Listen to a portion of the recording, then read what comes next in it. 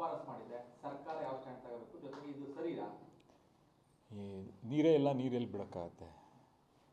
ಇದು ಅದು ಏನು ಪ್ರಾಧಿಕಾರ ನಿಜವಾಗ್ಲೂ ಗ್ರೌಂಡಲ್ಲಿ ಏನು ನಡೀತಾ ಇದೆ, ಏನಿದೆ, ಎಷ್ಟಿದೆ ನೀರು, ನಮ್ಗಳಿಗೆ ಎಷ್ಟು ಬೇಕು, ಅದನ್ನು ಅರ್ಥ ಮಾಡ್ಕೊಂಡು ಈ ಥರ ಆದೇಶಗಳನ್ನು ಕೊಡ್ತಿದ್ದಾರೋ ಇಲ್ವೋ ಅನ್ನೋದು ನನಗೆ ಡೌಟ್ ಆಗಿದೆ. ಯಾವುದೇ ಕಾರಣಕ್ಕೂ ಇಲ್ಲಿ ನೀರು ಕೊಡೋಕ್ಕಾಗಲ್ಲ. ಇಲ್ಲಿ ಬೆಳೆದು ನಿಂತಿರೋ ಬೆಳೆಗಳಿಗೆ ನಮಗೆ ನೀರಿಲ್ಲ. ಈ ಭಾಗದ ಜನರೆಲ್ಲರೂ, ಇಡೀ ರೈತರು ಎಲ್ಲ ಜೀವನ ಅದ್ರ ಮೇಲೆ ನಿಂತಿದೆ. ಆದರೂ ಏನು ಪ್ರಾಧಿಕಾರ ಯಾಕೆ ಈ ಥರ ಇಷ್ಟೊಂದು ಬೇಜವಾಬ್ದಾರಿಯನ್ನು ತೋರಿಸ್ತಾ ಇದೆ ಅಂತ ನನಗಂತೂ ಅರ್ಥ ಆಗ್ತಾಯಿಲ್ಲ. ಸರ್ಕಾರದವರು ಇದಕ್ಕೆ ಎಲ್ಲ ರೀತಿಯ ಕಾನೂನಾತ್ಮಕ ಹೋರಾಟ ಏನಿದೆ ಅದನ್ನು ಕೈಗೆತ್ತಿಕೋಬೇಕಾಗ್ತದೆ. ಯಾವುದೇ ರೀತಿ ನೀರನ್ನು ಬಿಡುಗಡೆ ಮಾಡಬಾರ್ದು. ಈಗ 15 ದಿನಗಳ ಕಾಲ 4 TMC ನೀರೇನು ಬಿಡಬೇಕು ಅಂತ ಆದೇಶ ಮಾಡಿದೆ. ನೀರೇ ಇಲ್ಲ ಇಲ್ಲಿ.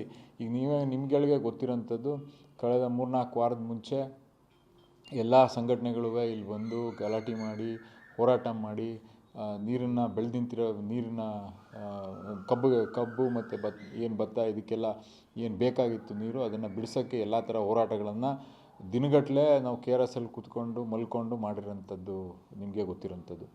ಬರೀ 2 ಅಡಿ 3 ಅಡಿ ಬಿಡಿಸ್ಕೊಳ್ಳೋಕ್ಕೋಸ್ಕರನೇ ಇಷ್ಟು ಹೊಡೆದಾಡ್ತಾ ಇದ್ದೀವಿ. ಇದನ್ನು ಇಷ್ಟನ್ನೆಲ್ಲ ಕೊಡಬೇಕು ಅಂದರೆ ನನಗೆ ಇಲ್ಲಿ ತನಕ ನಂಗೆ ಅರ್ಥ ಆಯ್ತಲ್ಲ. ಪ್ರತಿ ವರ್ಷವೂ ಇದೇ ಥರ ಸಮಸ್ಯೆ. ಕಳೆದ 2015 ಇಸ್ವಿಯಿಂದ 17-18 ವರ್ಷ ನಮಗೆ ಬರ ಅಂತ ಡಿಕ್ಲೇರ್ ಮಾಡಿದ್ದಾರೆ. ಯಾವಾಗಲೂ ಇದೇ ಥರ ಸಮಸ್ಯೆ. ಪ್ರತಿ ಸತಿ ಇವ್ರಿಗೂ ನನಗೆ ಅರ್ಥನೇ ಆಯ್ತಾಯಿಲ್ಲ. ಗ್ರೌಂಡ್ ರಿಯಾಲಿಟಿ ಅರ್ಥ ಮಾಡ್ಕೊಂಡು ಯಾಕೆ ಅವರು ಆದೇಶನ ಓಡಿಸ್ತಾರೆ. ಘೋಷಣೆ ಮಾಡಿ ಅಂತ ಎಲ್ಲ ರೈತರು ಹೋರಾಟ ಮಾಡ್ತಾ ಇದ್ದಾರೆ. ಬರ ಘೋಷಣೆ ಮಾಡಿ ಅಂತ. ನಮ್ಮಲ್ಲಿ ನೀರಿಲ್ಲ, ಬಟ್ ಅವ್ರು ತಮಿಳುನಾಡಿನವರು ಬೆಳೆಗಳಿಗೆ ನೀರು ಕೊಡ್ತಾ ಇದ್ದಾರೆ. ಎಕ್ಸಾಕ್ಟ್ಲಿ. ಇಲ್ಲಿ ನಮಗೆ ಜಾನುವಾರುಗಳಿಗೆ ಕುಡಿಯೋಕ್ಕೆ ನೀರು ಕೇಳ್ತಾ ಇದ್ದೀವಿ. ಅಲ್ಲಿಂದನೂ ಕುಡಿಯೋಕ್ಕೆ ಕೆರೆ ಕಟ್ಟೆಗಳು ನೀವು ಹೋಗಿ ನೋಡಿದ್ರೆ ಎಲ್ಲೂ ಕೆರೆ ಕಟ್ಟೆಗಳಲ್ಲಿ ನೀರಿಲ್ಲ. ಅದ್ರ ಜೊತೆಗೆ ಇಲ್ಲಿಂದ ನೀರನ್ನ ಬೆಳೆಗಳಿಗೆ ಕೇಳ್ತಾ ಇದ್ದಾರೆ. ಸೊ ಅದೇ ನಾನು ಹೇಳ್ತಾ ಇದ್ದೇನೆ, ಗ್ರೌಂಡ್ ರಿಯಾಲಿಟಿ ಏನು ಹೇಳಿದ್ನಲ್ಲ ಇದನ್ನೇ ನಾನು ಕೇಳ್ತಾ ಇರೋದು. ಗ್ರೌಂಡ್ ರಿಯಾಲಿಟಿ ಕುಡಿಯೋಕ್ಕೆ ನೀರಿಲ್ಲ ಅಂದರೆ ಅಲ್ಲಿ ಬೆಳೆಗಳಿಗೆ ನೀರು ಕೇಳ್ತಾ ಇದ್ದಾರೆ ಅಂದರೆ ಅದನ್ನು ಅರ್ಥ ಮಾಡ್ಕೊಂಡು ನಮಗೆ ಅದು ಹೆಂಗೆ ಪ್ರಾಧಿಕಾರದವರು ಆದೇಶ ಮಾಡಿದ್ದಾರೆ ಅನ್ನೋದು, ಅಥವಾ ನಾವು ಅದೇ ಆ ಡೀಟೇಲ್ಸ್ನ ಕೊಡೋದ್ರಲ್ಲಿ ವಿಫಲರಾಗಿದ್ದೀವ, ಅಥವಾ ನಮಗೆ ಅವ್ರುಗಳು ಬಂದು ಇಲ್ಲಿ ಡೀಟೇಲ್ಸ್ ನೋಡ್ತಾ ಇಲ್ವಾ? ಯಾಕೆಂದರೆ ಪ್ರತಿ ವರ್ಷವೂ ಇದೆ. ಅವ್ರು ಆದೇಶ ಮಾಡ್ತಾರೆ, ನಾವು ಇಲ್ಲ ಅಂತೀವಿ.